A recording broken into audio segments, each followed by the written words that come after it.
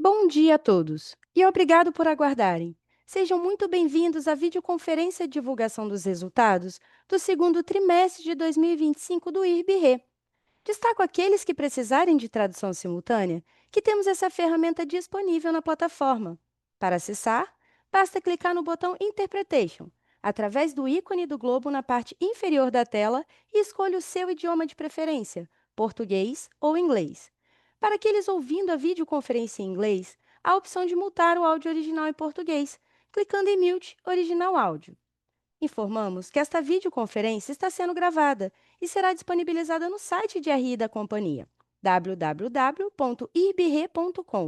onde se encontra disponível o material completo da nossa divulgação de resultados.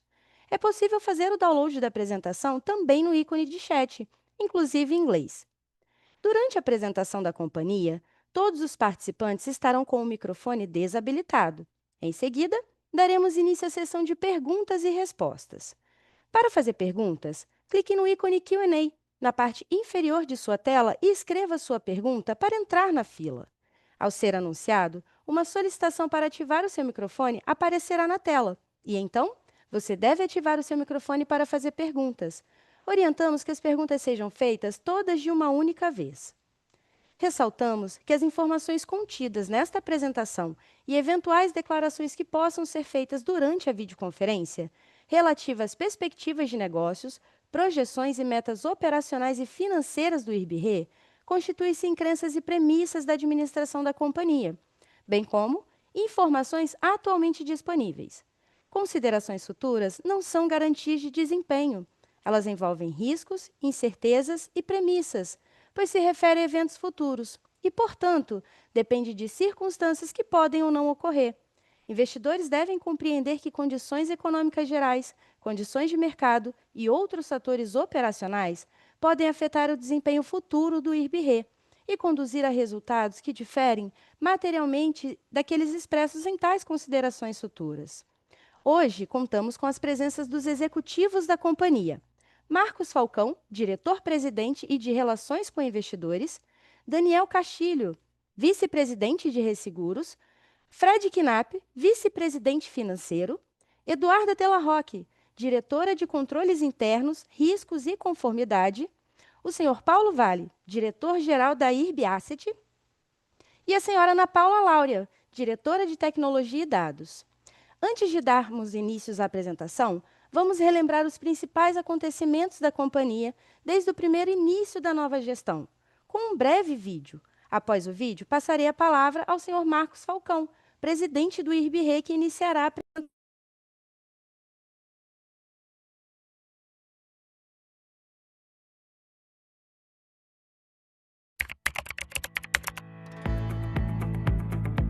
Pelo 10º trimestre consecutivo, nossa companhia reportou lucro líquido. Um resultado que marca a transformação de uma empresa com mais de 86 anos e que traduz o trabalho dos nossos colaboradores e de uma nova gestão. 957 dias separam esse resultado do início da nossa transformação. Mas e você? Se lembra de todas as etapas que vencemos até chegar aqui?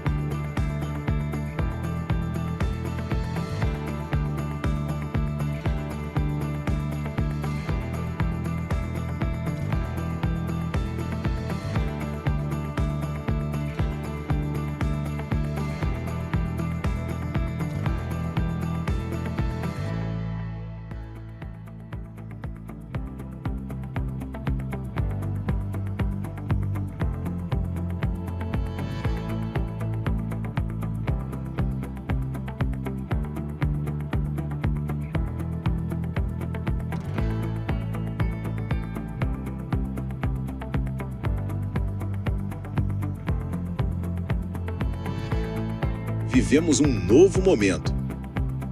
E o movimento não para. Somos o IRB-RE.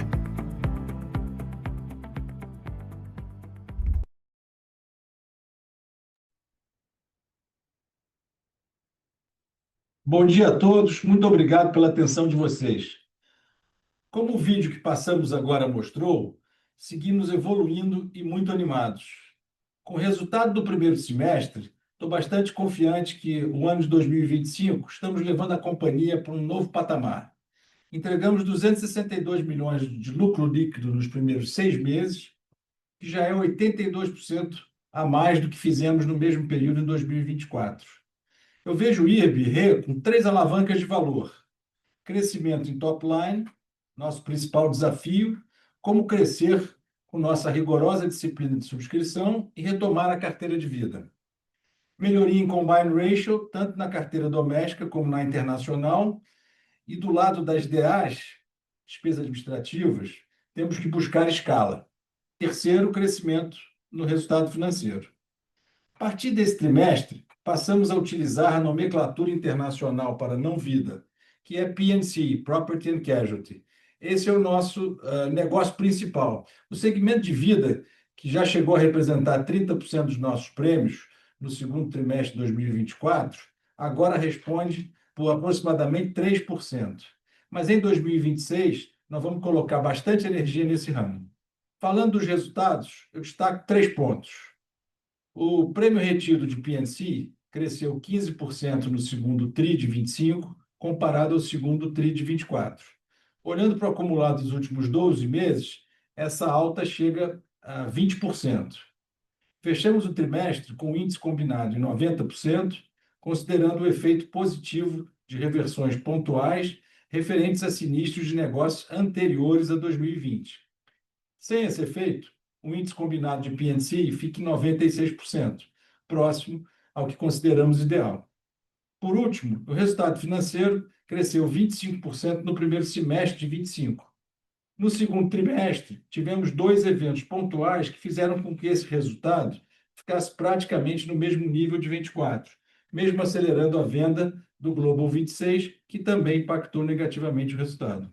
Com esses drivers, atingimos um nível de solvência de 237% e um retorno anualizado sobre patrimônio líquido tangível, que é descontando o crédito tributário, de 23%. No segundo slide, destacamos alguns dos eventos que ocorreram nesse período. 2 deles demonstram a nossa vocação para inovação e protagonismo em relação aos riscos climáticos. Falo da primeira emissão da letra de risco do seguro no Brasil e do segundo fórum IRB-P&D, que aconteceu semana passada. Para sermos líderes em inovação, precisamos ter um time de excelência e investir em tecnologia e dados. Então, nesse call, convidei a Ana Paula, que era a nossa diretora de controladoria, e em julho, agora, assumiu a diretoria de TI e dados para contar os nossos planos nessa área. Fomos novamente listados entre as melhores empresas para trabalhar pelo Great Place to Work, o que muito nos orgulha. Temos hoje um time animado, engajado, e melhor ainda, preparado para os desafios e as oportunidades que estão por vir. Em junho, convidamos investidores e analistas ao nosso escritório no Rio de Janeiro para uma imersão no universo do seguro e resseguro, de uma forma gamificada e dinâmica. É o nosso jogo Reação. Tivemos feedback bastante positivo e continuaremos engajados na tarefa de educar o mercado sobre como funciona o setor ressegurador, já que somos o único player listado na B3. Passo agora a palavra ao Castilho para falar do nosso principal negócio. Obrigado, Falcão. Muito bom dia a todos. É um prazer estar aqui novamente fazendo comentários sobre a evolução do nosso negócio no segundo trimestre de 2025. Nesse primeiro slide, gostaria de falar sobre o perfil da nossa carteira. No primeiro gráfico, na parte superior esquerda, observamos a distribuição pelas linhas de negócio, separando vida e P&C. Observamos que a carteira total diminuiu 16% quando comparamos o segundo trimestre de 2025 com o mesmo trimestre de 2024. Esta redução de prêmio retido é totalmente explicada pela queda no negócio de vida, queda essa decorrente do cancelamento de uma grande conta que decidimos não renovar por não ser rentável, já mencionado em apresentações anteriores.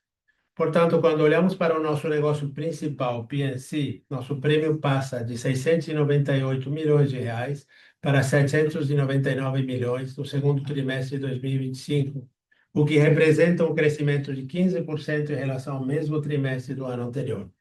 Ou seja, como sempre mencionamos, a ideia é continuar selecionando riscos e crescendo nos negócios de maior rentabilidade. Olhando para os gráficos da parte inferior do slide, apenas para ilustrar, verificamos claramente que o segmento de vida, que representava 30% dos nossos prêmios no segundo trimestre de 2024, agora representa 3%. Por outro lado, a linha patrimonial, que era 36% da carteira, atualmente representa mais da metade do nosso negócio, com 54%. Sob a ótica de diversificação geográfica, no gráfico superior direito, verificamos que crescemos no mercado da América Latina em 32% e no mercado internacional, resto do mundo, em 48%. Brasil continua sendo o nosso negócio principal e sempre será. É o mercado que mais conhecemos, onde falamos a língua, conhecemos os riscos, o sistema legal e ainda com muitas oportunidades de penetração do seguro. No segundo trimestre, Brasil representou 64% do nosso prêmio.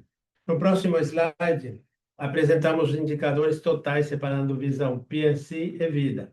Na parte superior esquerda, registramos um prêmio retido de P&C crescendo 15% em relação ao segundo trimestre de 2024, conforme já mencionamos anteriormente. O resultado de subscrição de P&C, de 216 milhões, cresce muito comparado ao mesmo período de 2024, que foi de 94 milhões. Mas gostaria de lembrar que há um ano atrás tivemos as enchentes no Rio Grande do Sul, onde provisionamos 257 milhões. O resultado positivo desse segundo trimestre de 2025 foi principalmente devido às linhas de patrimonial e rural. É importante destacar que, mesmo que nossa expectativa em relação ao prêmio do segmento de agro tenha ficado aquém da expectativa inicial, ela se manteve estável comparado com o segundo trimestre de 2024. No ramo rural, devido à baixa sinistralidade, o resultado de subscrição foi 11% superior ao trimestre anterior.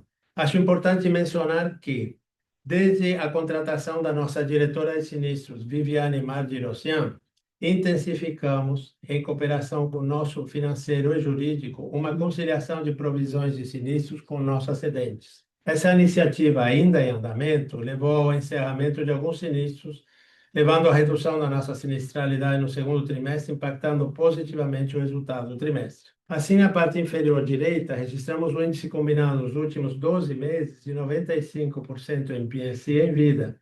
Se não fosse essa conciliação de reservas dos anos anteriores, o índice combinado seria 96%, ou seja, os esforços realizados nessa conciliação resultaram numa redução do índice combinado de 1 ponto percentual nos últimos 12 meses. Indo para o próximo slide, verificamos os indicadores com mais granularidade, segregando a carteira de P&C entre doméstico e internacional. Comentamos em apresentações anteriores que o indicador que usamos para a gestão do nosso negócio é o prêmio retido. Na parte superior esquerda, verificamos que o prêmio retido da P&C Brasil cresce 3% no segundo TRI de 2025, comparado com o segundo TRI de 2024, enquanto o internacional sobe 44%. Em apresentações anteriores, mencionei que em 2024 tínhamos mapeado oportunidades internacionais e que veríamos os resultados desse trabalho a partir de 2025. O negócio internacional requer atenção especial, uma vez que apresenta exposições diferentes daquelas que estamos acostumados no Brasil, como terremotos, furacões e outros eventos naturais. Em facultativos internacional, por exemplo, tomamos a decisão de fazer negócios somente em excesso de danos, ou seja, negócios não proporcionais.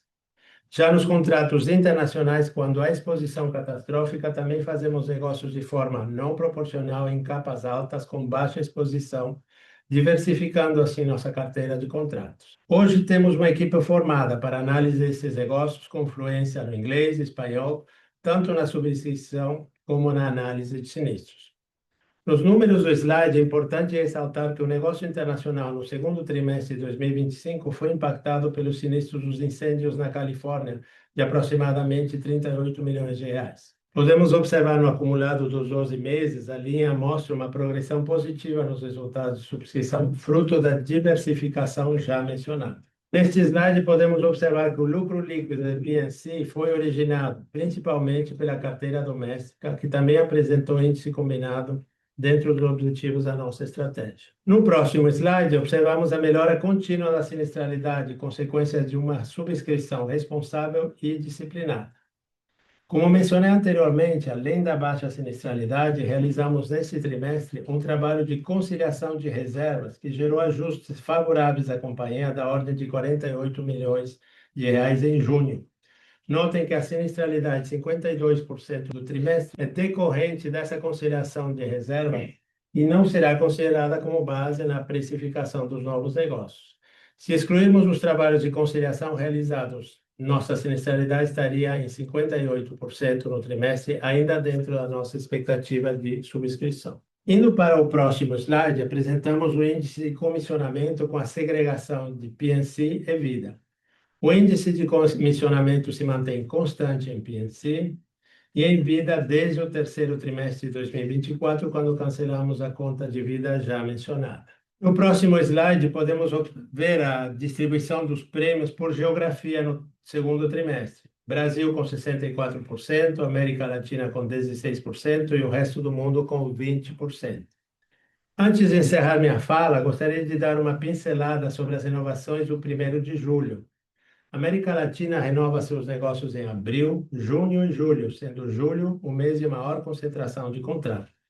Sem entrar em detalhes dos números, que será objeto do terceiro trimestre, posso adiantar que renovamos importantes contratos na Argentina, Peru, Colômbia e México.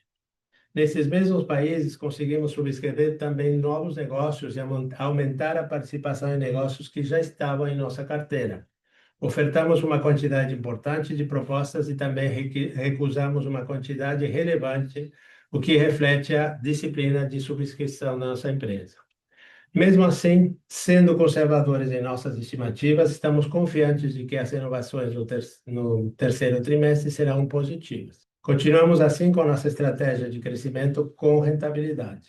Agora passo a palavra ao Fred para falar sobre a parte financeira. Obrigado, Castilho. Bom dia a todos. É um prazer estar aqui no meu segundo call de resultados como CFO do IRB. Sigo impressionado com a capacidade técnica do nosso time e com a relevância que o IRB mantém tanto no mercado brasileiro quanto no internacional. Seguimos firmes no compromisso de ampliar a comunicação interna e capturar sinergia entre as áreas, fortalecendo ainda mais a nossa operação. Sobre os resultados do trimestre, destaco alguns pontos importantes. Reforço a mensagem do Castilho quanto à disciplina técnica na subscrição e permanece como nosso principal norteador, refletida na melhoria consistente dos índices de sinistralidade e rentabilidade técnica. Mantemos o foco na busca por eficiência operacional. Além do projeto de mapeamento de processos comentados no call anterior, concluímos nesse trimestre a contratação da plataforma SAP S/4HANA, que substituirá a nossa versão atual do ERP. Mais detalhes serão compartilhados na sequência. Seguimos mantendo o nosso nível de prudência atuarial, evidenciado pela estabilidade do indicador que relaciona provisões de sinistros ao prêmio retido. Esse resultado reforça o compromisso da companhia com a solidez técnica e a adequada mensuração das suas obrigações. No que se refere às despesas administrativas, seguimos com o desafio de trazer o índice total para patamares de single digit. Nesse slide, para melhor precisão na análise, passamos a apresentar o indicador em base de 12 meses acumulados, eliminando assim efeitos sazonais e pontuais. Considerando que somos uma companhia com 86 anos de história, o custo de legado ainda representa uma parcela relevante das despesas. E a partir deste trimestre, passamos a segregar as despesas em custos de in-force, diretamente relacionados à operação atual, e custos de legado, que são referentes a contratos de resseguros anteriores a 2020, e que englobam defesas de sinistros, defesas em ações judiciais e demais obrigações associadas. No gráfico, a barra em azul claro representa a despesa em force. Ela equivale a 9,5% da despesa administrativa sobre o prêmio ganho. Já a barra em cinza, ela indica o custo do legado, que corresponde a 2,4%, representando 91 milhões no acumulado de 12 meses. Sendo os principais itens deste legado o benefício pós-emprego, com 28 milhões de impacto, esses registrados no balanço na nota explicativa 20.4, que são referentes aos planos de aposentadoria e outros benefícios dos empregados. Relembrando, esses benefícios incluem plano de aposentadoria para funcionários admitidos até 1968, que chamamos de pré-68, e que incluem seguros de vida, auxílio funeral e plano saúde. Esses compromissos são cobertos por reservas matemáticas reavaliadas trimestralmente, conforme regulamentação da CVM. Também temos despesas relativas ao auto de infração fiscal, com 21 milhões de impacto, e eles foram referentes à não inclusão de lucro tributável no Brasil, referente a resultados de subsidiária no exterior.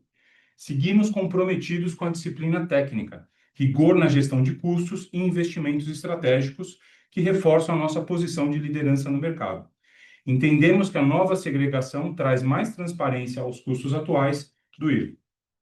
Passando para o próximo slide, ilustramos nesse gráfico o comportamento do float, que é composto basicamente por sinistros a liquidar e IBNR, em relação ao volume de prêmios retidos. Observa-se que o float se apresenta em patamares saudáveis. Percebam a redução no montante absoluto das provisões técnicas, que é proveniente do re-underwriting feito pela administração. Apesar dessa redução, mantivemos o nível de prudência atuarial. Esse resultado reforça o nosso compromisso com a solidez técnica e a adequada mensuração de nossas obrigações futuras. Essa métrica também reforça os recursos provenientes das nossas cedentes. São plenamente suficientes para fazer frente a eventuais sinistros reportados e futuros. Em conexão com o slide apresentado, passo a palavra ao Paulo Vale, que dará mais detalhes acerca do nosso resultado financeiro. Obrigado, Fred. Bom dia a todos. No próximo slide, verificamos a evolução da nossa carteira de investimentos e o resultado financeiro e patrimonial. Fechamos o segundo trimestre de 2025 com 8,9 bilhões sob gestão, sendo 59% investidos no Brasil e 41% no exterior, seguindo os passivos operacionais da companhia. O resultado financeiro e patrimonial foi de 162 milhões no trimestre, sendo 149 milhões o resultado financeiro das nossas carteiras. A carteira onshore apresentou um resultado positivo de 118 milhões, enquanto a carteira offshore gerou 31 milhões de reais. O resultado foi um pouco abaixo do trimestre anterior, basicamente por um desempenho menor da carteira de renda fixa e multimercados, pela reavaliação anual da nossa participação no Shopping Maia, em Guarulhos, o impacto negativo de 15 milhões, bem como pelo carrego dos ativos de inflação.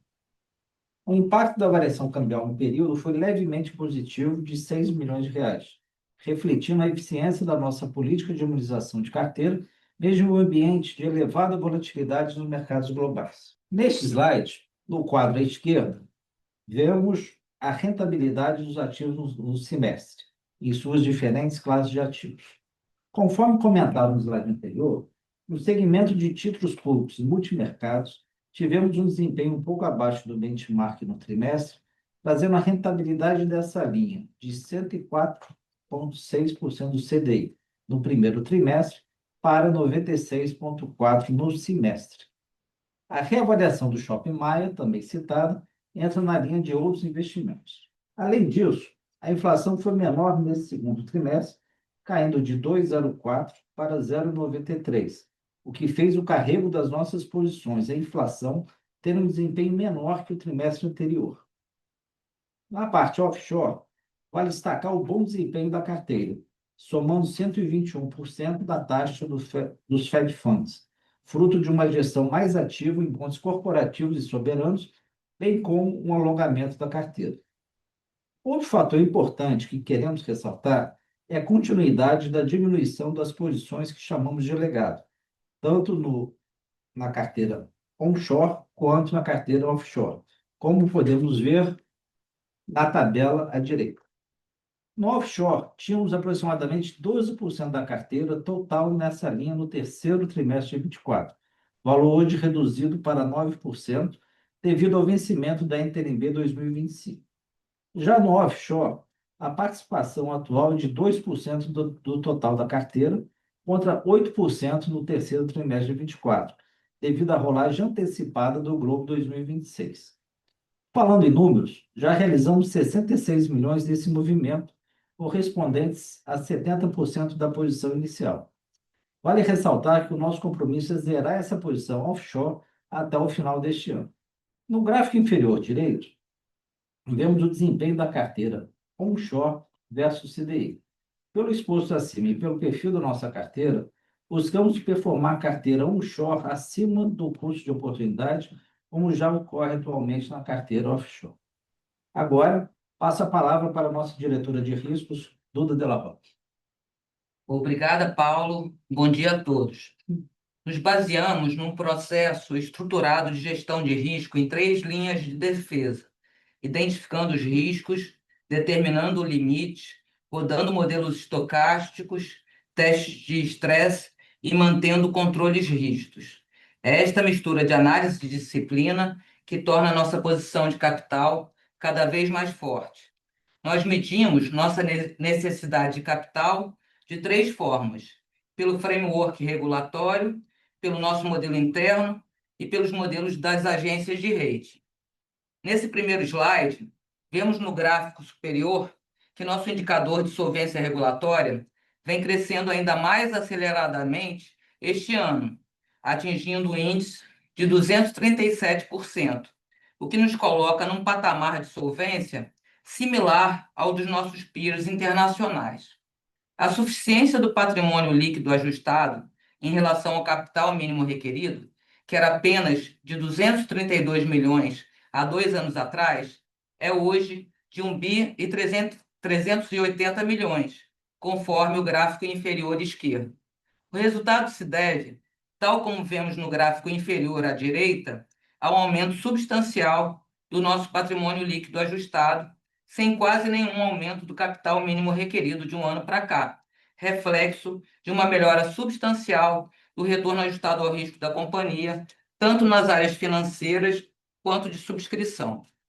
No próximo slide, vamos analisar o segundo indicador regulatório, que mede, segundo critérios da SUSEP, a liquidez da nossa carteira com base no montante de ativos qualificados como garantidores para honrar nossos compromissos atuariais. Encerramos o primeiro semestre com o indicador de cobertura de provisões técnicas apresentando suficiência de 747 milhões, o que representa 11,5% acima da necessidade de cobertura, um avanço de 2,9 pontos percentuais em relação a junho do ano passado. Vale destacar que, além desse excedente de 747 milhões, contamos também com 200 milhões em ativos livres, não vinculados às provisões técnicas, que serão destinados ao pagamento das debêntures previstas para outubro e dezembro desse ano, restando apenas 86 milhões a serem desvinculados. A gestão do caixa e de hedge da companhia é feita através do nosso ALM dinâmico, que pauta reuniões semanais entre nossa diretora estatutária de Finanças e Contabilidade, Thaís Vargas, Paulo Vale, eu e nossas equipes. Nesse slide, apresentamos os indicadores de risco calculados no nosso modelo interno. Acompanhamos mensalmente como estão evoluindo todos os nossos tipos de riscos com relação aos limites estabelecidos para perdas potenciais, estratégicos, subscrição, liquidez, mercado, crédito e operacional. Estabelecemos também limites para outros indicadores fundamentais, tais como o BICAR, índice de solvência da agência de rating AM Best. Aderentes à resolução CNSP 471, estamos implementando nosso projeto ORSA para incorporar os riscos de contágio, ASG, cibernético e de concentração. No próximo slide, indicamos os destaques recentes da pauta ESG. O Falcão já destacou o segundo Fórum IRB de Pesquisa e Desenvolvimento. E é com muita alegria que anuncio que a área de P&D está vindo para a Diretoria de Riscos Corporativos e a contratação do professor Reinaldo Marques como superintendente de riscos climáticos. Fortaleceremos ainda mais os estudos sobre temas na fronteira do conhecimento, tais como riscos climáticos, inteligência artificial e transferência de riscos através de parcerias público-privadas.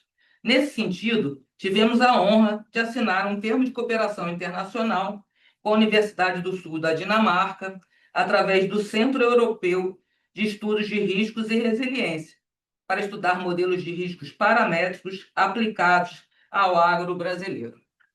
Agora, passo a palavra para a nossa CIO, Ana Paula. Obrigada, Duda. Bom dia a todos. Sou Ana Paula Lauria, estatística e atuo há mais de 25 anos na indústria de seguros.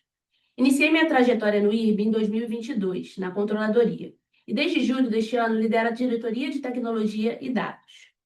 Hoje lidero 2 projetos transformacionais que posicionam o IRB para o futuro: a implantação do Data Lake e a migração para o SAP S/4HANA. Estamos falando de uma transformação robusta. O Data Lake será o coração da nossa nova arquitetura de dados, um repositório inteligente, seguro e acessível, que trará governança, agilidade e inteligência para a tomada de decisão. Lançamos o projeto com o Data Day em maio deste ano, com forte envolvimento multidisciplinar. A execução já está em curso, com consultorias especializadas, e o Go-Live está previsto para 2026. Ao mesmo tempo, estamos conduzindo a modernização da plataforma SAP, com a migração para o SAP S/4HANA. E essa não é apenas uma atualização de sistema, é uma base tecnológica fundamental para conectar dados, automatizar processos e habilitar o uso de inteligência artificial no futuro. Não se trata de uma troca de ERP, mas sim de uma evolução da nossa infraestrutura digital. E falando em futuro, a inteligência artificial já está no nosso dia a dia. Com base na estrutura sólida de dados que estamos construindo, a inteligência artificial trará escala, eficiência e inovação contínua para o nosso negócio. Teremos um primeiro marco com o IAD, onde vamos identificar oportunidades, desafios e acelerar a cultura digital do nosso time. Estes investimentos refletem nosso compromisso com a perenidade, eficiência e a competitividade do IRB. Com isso, encerro minha fala e retorno a palavra para o Fred. Agora, na sequência, apresentaremos o nosso desempenho no IFRS 17. No segundo trimestre, o lucro líquido foi de 107 milhões, comparados com 194 milhões no mesmo período em 2024. O resultado da prestação de serviços de resseguros totalizou 196 milhões no segundo trimestre, representando um crescimento em relação a 2024, quando atingiu 151 milhões. Os segmentos patrimonial e rural contribuíram de forma relevante para a composição do resultado. Nos próximos slides, vamos apresentar os principais fatores que explicam a variação observada no resultado da companhia. No próximo slide, no resultado da prestação de serviços, os principais fatores foram a redução da sinistralidade no segmento rural, em contratos subscritos em 2024, e a estabilidade da metodologia do ajuste de risco, que contribuiu para a manutenção do resultado. No segundo gráfico, observa-se a movimentação da CSM no segundo trimestre, onde iniciamos o período com 688 milhões e encerramos com 744 milhões.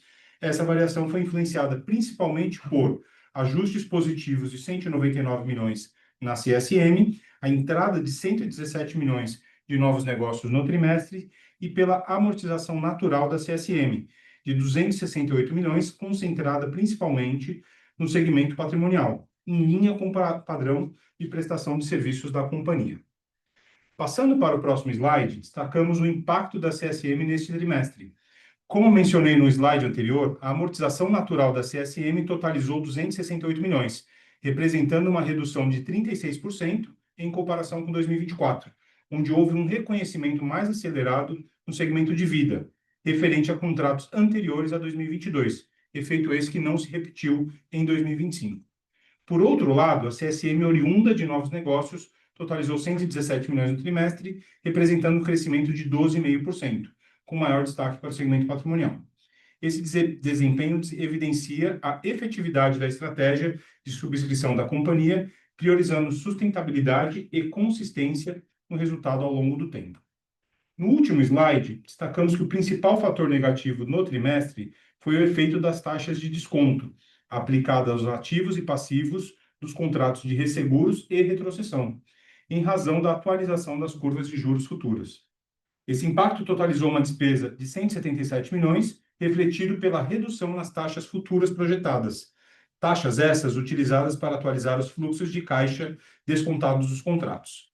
Esse movimento contrasta fortemente com o mesmo período de 2024, quando o efeito foi praticamente neutro, com uma despesa de apenas 9 milhões.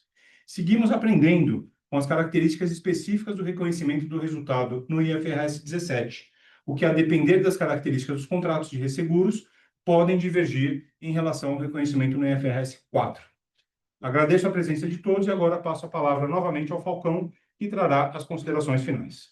Bem, no encerramento desse semestre, eu gostaria de resgatar a minha fala inicial, onde mencionei os drivers de resultado do IRB. Em relação ao crescimento de top line, vejo diversas oportunidades no mercado, onde já atuamos e onde o Castilho é o nosso condutor. Além disso, vamos voltar a ser relevantes na linha de negócio de vida. Vislumbro novos mercados e, ao longo dos próximos calls, vamos trazendo essas novidades. Estamos administrando prioridades e muitas novas ideias, em uma bela troca com o nosso conselho. Para a alavanca do índice combinado, temos espaço para avançar em rentabilidade no mercado internacional, que já garante pontos extras de margem no resultado de subscrição. Também temos oportunidades de redução no índice de despesas administrativas, onde estamos buscando eliminar ineficiências e, como falei antes, ganhar escala. Por último, no resultado financeiro, à medida que vendemos os títulos do legado ou eles vão vencendo, realizamos reinvestimentos com melhores taxas, que já nos garante crescimento de rentabilidade, e isso deve continuar no futuro. Estou confiante que entregaremos um bom resultado em 25 e em breve teremos vencidos os prejuízos acumulados e poderemos, no próximo call, já falar da nossa política de dividendos olhando para o futuro, ilustrada, obviamente, pela nossa robusta geração de caixa. Mas eu quero ressaltar que, ao pensar no futuro, a nossa gestão passa sempre por gente e tecnologia. Muito obrigado por estarem conosco e agora podemos passar às perguntas. Agora, começaremos a sessão de perguntas e respostas. Lembrando que, para fazer perguntas, vocês devem clicar no ícone Q&A na parte inferior de sua tela para entrar na fila. Ao ser anunciado, uma solicitação para ativar o seu microfone aparecerá na tela. E então, você deve ativar o seu microfone para fazer perguntas. Solicitamos, por gentileza, que as perguntas sejam feitas todas de uma única vez. Vamos à nossa primeira pergunta. É do Arnon Shirazi, do Citi. Arnon, iremos habilitar o áudio que você possa realizar a sua pergunta. Arnon, pode prosseguir, por favor. Fala, pessoal. Bom dia. Acho que o resultado ficou muito claro com a recuperação que vocês têm mostrado. Parabéns pelo todo o empenho. Acredito que a companhia está indo numa direção muito boa e, mais uma vez, acho que vocês acertaram bem na estratégia e estão na direção certa, tá? Minha pergunta é referente a oportunidades e alavancas de crescimento. Ficou muito claro a questão de vida que vai ser retomada, mas qual vai ser a estratégia de vida daqui para frente? O que a gente pode esperar? Se vai ser no mercado local ou internacional? E como deve ser, digamos, a rentabilidade desse novo produto? E minha última pergunta é referente a outras alavancas de crescimento, além do Vida, daqui para frente. Obrigado. Arnon, bom dia, tudo bem? É o Falcão, tudo bem? Tudo certinho. Obrigado pela tua pergunta e pelos teus comentários generosos. A questão de vida é o seguinte: você sabe que o nosso business it's all about people, né? É sobre pessoas. Então, a gente está trazendo um time de vida que vai estar aqui até o final do ano. E a gente está fazendo isso com muita calma, como esse business tem que ser feito. Eu acredito que vai ser um business de vida parecido com de outras resseguradoras, né, com uma equipe em padrões internacionais, e a gente vai fazer, obviamente, os negócios na proporção geográfica mais ou menos parecida com o que a gente tem hoje no lado de P&C, tá? Não tenho muitos detalhes ainda, a gente está começando a rabiscar esse business plan, E eu acho que no próximo call a gente já vai ter uma visão melhor e a gente pode dar mais cor para você. Desculpa te frustrar com pouca informação, mas eu acho que ao longo do ano a gente vai falando com mais cautela e, e sempre que a gente tem reportado tudo com muita transparência. Então, não se preocupa que na hora certa você vai ter informação, tá? Sobre outras estratégias de crescimento, eu acho que a gente tem olhado, tem muitas ideias aqui, a gente tem é, pensado bastante sobre outros mercados, a gente cresceu bastante agora no mercado internacional.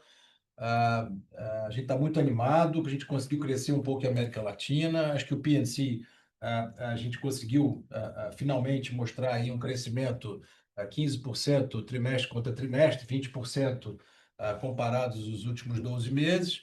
Então, acho que a gente vai continuar nessa toada, mas nós temos esse cacuete, você sabe, que o cacuete a gente só vai crescer se for rentável. A gente não vai se encantar nem se emocionar, mesmo com a pressão de todo mundo buscando o top line só vai acontecer se o bottom line que ele gera for bom.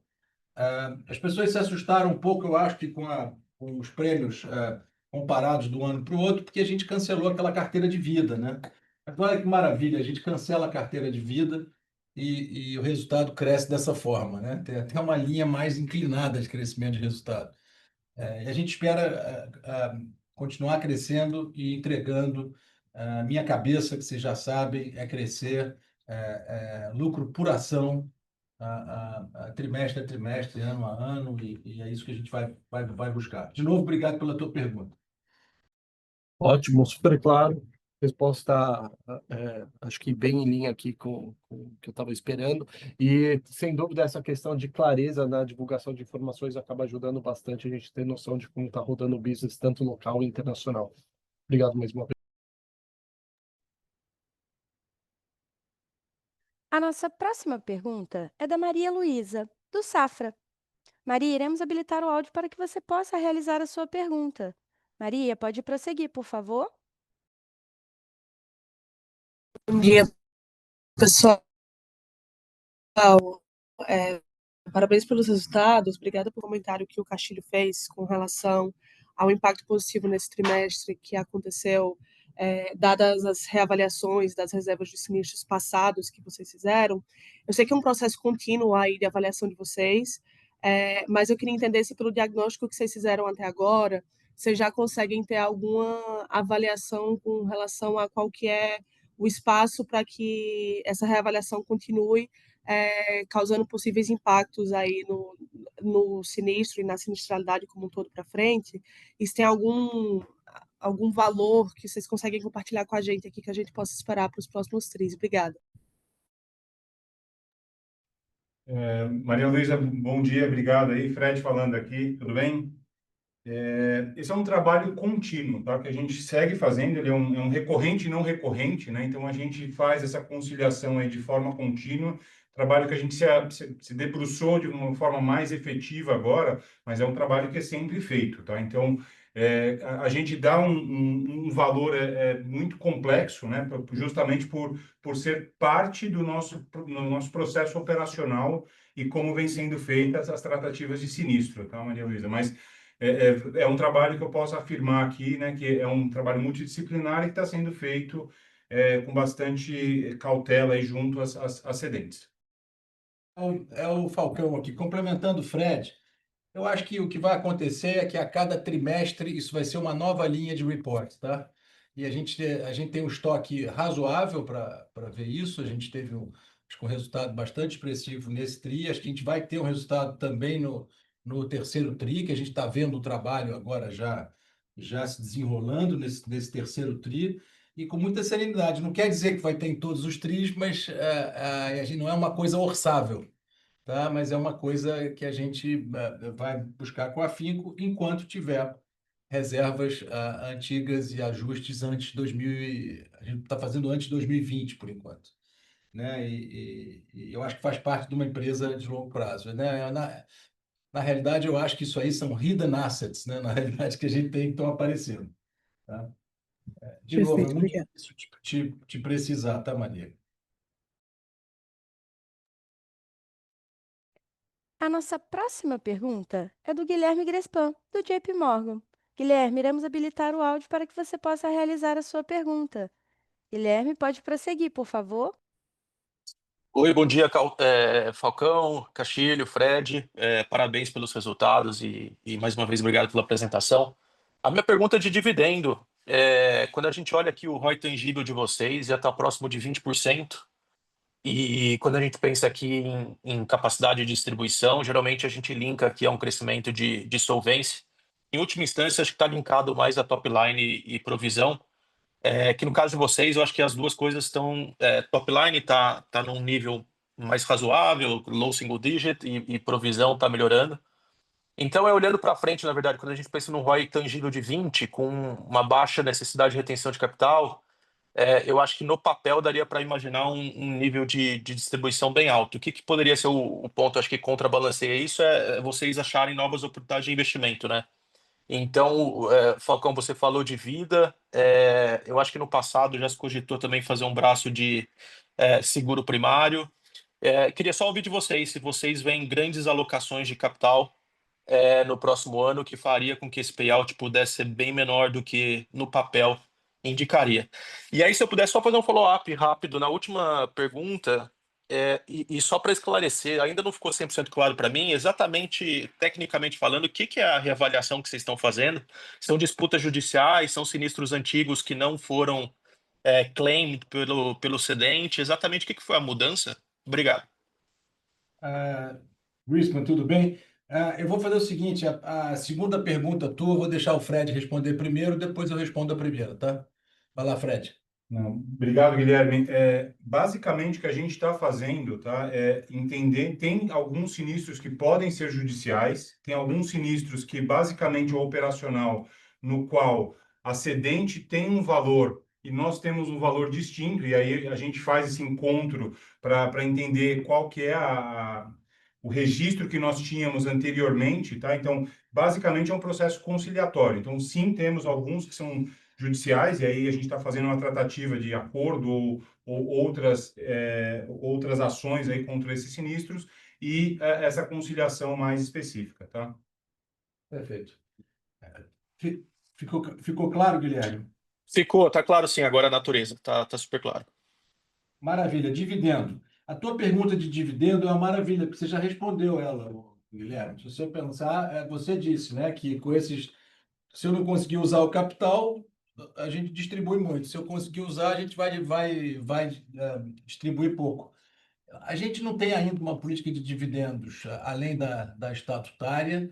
A gente está aqui nesse processo de discussão interna e a gente vai no próximo call, minha meta no próximo call, trazer essa política de dividendos, já que a gente espera ter vencido todo o prejuízo acumulado até lá, né? Inclusive, a gente pode usar JCP como instrumento de distribuição, pode usar dividendo, mas eu acho que dado esse retorno que você colocou aí do Tangible Equity, essa é uma empresa que deveria ser uma empresa com um dividend yield atraente, né? Eu acho que esse é o nosso objetivo e, de novo, esse é o nosso objetivo. Espero conseguir entregar isso em breve, tá? Eu acho que no próximo call isso vai ficando mais claro e aí no ano que vem acho que a gente vai voltar a ser um pagador de dividendo importante, né?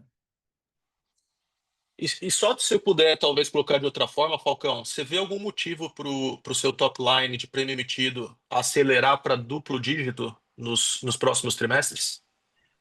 Eu não olho o prêmio emitido, Guilherme, eu olho o prêmio retido, tá? E o prêmio retido, P&C, acelerou 2 dígitos, né? Eu acho que é isso que a gente olha, porque o emitido, ele pode ter repasse de retro, às vezes tem algum business que você faz, que são os business de quase prestação de serviço, né? De repasse de riscos para empresas grandes que têm cativas no exterior. Então, é um outro business que não é o business de retenção de risco. O que a gente olha mesmo, que dá importância, o que a gente incentiva as pessoas, é o prêmio retido. E a gente acha que o nosso objetivo é que esse prêmio retido seja low double digits, tá? De crescimento, achando que com disciplina não dá para crescer muito rápido. Tá? Claro, tá claro. O ângulo aqui era mais capital e eu acho que o retido faz mais sentido mesmo. Tá bom, obrigado, Falcão. Obrigado a você. A nossa próxima pergunta é do Tiago Paura, do BTG. Tiago, iremos habilitar o áudio para que você possa realizar a sua pergunta. Tiago, pode prosseguir, por favor? Oi, bom dia, pessoal. Vocês me escutam? Perfeitamente, Thiago. Bom dia, tudo bem? Tudo bem, Falcão, Castilho, Fred, turma toda do IRB, parabéns aí pelos resultados. Muito legal ver, inclusive, o vídeo introdutório que vocês colocaram, né? Muito bacana ver aí o turnaround da companhia, né? O que vocês entregaram nos últimos anos, desde que vocês assumiram. E bacana ver também, porque a gente acompanha a companhia há muito tempo, né? E também fez parte aí um pouquinho dessa trajetória. Então, primeiramente, aí, parabéns pelas entregas até agora. E aí, se eu puder, aqui do meu lado, na verdade, é só um follow-up aqui, desculpa de novo, em crescimento de top line, né? Que é o que a gente sempre vem falando aqui nos nossos relatórios, que praticamente parece ser o último aí bottleneck, né, da companhia, né? Apesar de ser um tema super importante.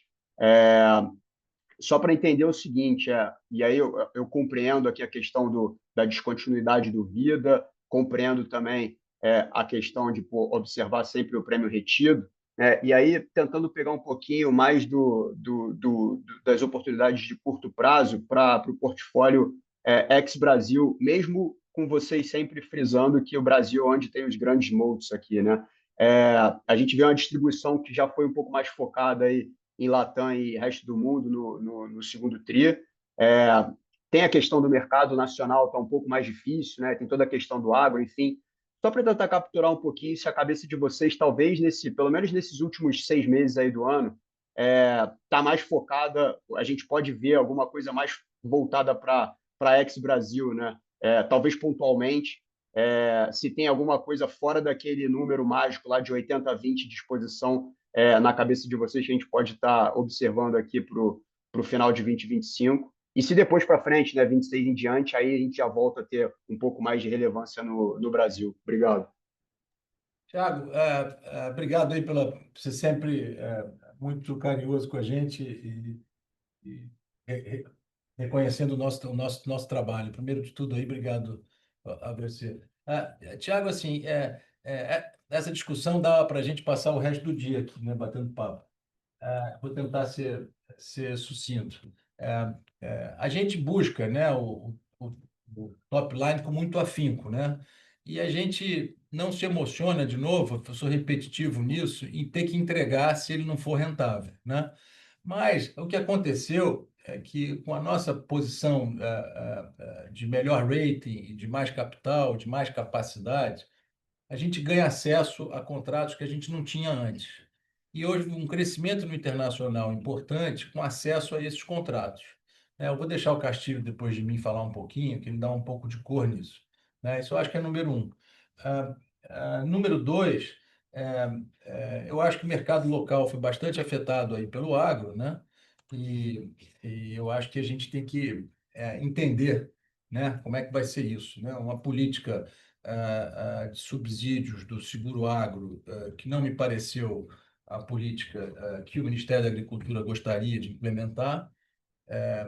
Então, foi uma política inesperada, né? Também a performance lá da inadimplência da carteira do Banco do Brasil também foi uma coisa que afetou todo mundo com o nosso contrato com o Brasil Segue, né? A gente espera que isso não fique tão ruim quanto foi esse ano. Então, acho que isso aí já vai ter uma oportunidade de crescimento. Terceiro ponto que eu levantaria, eu acho que é um ponto que eu não sei se está no radar das pessoas, pode ser interessante levantar, é que a gente está fazendo, e a gente vai apresentar isso no terceiro TRI também, uma enorme mudança na nossa forma de fazer a retrocessão. Isso vai fazer com que a gente retenha mais prêmio, e não é que isso vai impactar a rentabilidade no curto prazo, mas ela vai criar uma empresa mais rentável a médio e longo prazo. A gente tem muita confiança nisso, estamos fazendo muita simulação disso, e isso vai gerar alguns pontos aí de retorno sobre capital, e vai ser um ótimo uso de capital, tá? Então, talvez isso seja uma excelente oportunidade, às vezes até competindo com o uso de capital nos contratos, né? Também uma mudança que a gente vai ter aí de um ano para o outro é o processo de remuneração nosso aqui. A gente está revendo todo esse processo de remuneração e deve ser implementado daqui para o fim do ano, e eu acho que a gente vai ter um time com cada vez mais skin in the game e alinhado ao negócio, né, Thiago? Vou deixar o Castilho um pouco falar da, da, das oportunidades que ele vê e do mercado internacional. Obrigado. Tiago, bom dia. Eu acho que a minha observação é que nunca estivemos tão presentes no mercado internacional como estamos agora, tá? A gente participa em vários eventos na Europa, eu recentemente estive na China, e a gente vê muitas oportunidades também na América Latina, mercados esses que eu conhecia da minha vida anterior. Nós estamos muito presentes e a gente vê muitas oportunidades, como disse o Falcão, sempre visando primeiro a rentabilidade, tá? E eu acho importante também mencionar que nesse mercado, e quando nós começamos em 2023, limpando a nossa carteira de negócio doméstico, a gente estava olhando sempre com o objetivo de um índice combinado de 95%. Estávamos cientes que levaríamos alguns trimestres para ver esse resultado devido à cauda de anos anteriores, tá? Já em 2024, nós mudamos a nossa estratégia internacional. Por exemplo, um negócio facultativo, decidimos que vamos fazer somente negócios não proporcionais. E nos contratos internacionais, também tomamos a decisão que, quando há exposição catastrófica, participaríamos em menor proporção, somente em faixas altas e nos lugares onde a gente acha que tem baixa ou controlada a exposição. Todo o nosso negócio internacional está sendo também precificado com esse target, com esse objetivo de 95 combinado. A tendência é continuar melhorando esse resultado internacional. Já tivemos 2 trimestres com resultados positivos e o último trimestre teve os incêndios da Califórnia, que era esperado que seria um resultado que foi, tá? Como no doméstico, sabemos que é uma pequena cauda, mas tenho confiança absoluta que temos um negócio internacional que passará a ser rentável. Então, vamos continuar visitando esses mercados e com certeza vamos ver mais oportunidades. Maravilha, Castilho, Falcão. Obrigado, hein? Obrigado a você, Thiago.